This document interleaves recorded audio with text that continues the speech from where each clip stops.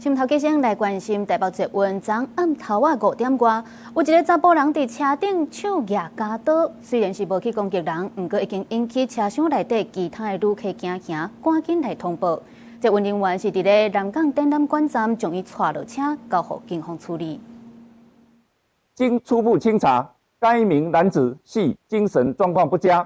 不自主拿出剪刀，且无挥舞攻击他人之意图。经请示士林地方检察署检察官认定，尚未涉及刑法第151条恐吓公众危安罪。本分局将依违反大众捷运法第50条之一第1项第2款，函请捷运公司认定裁处。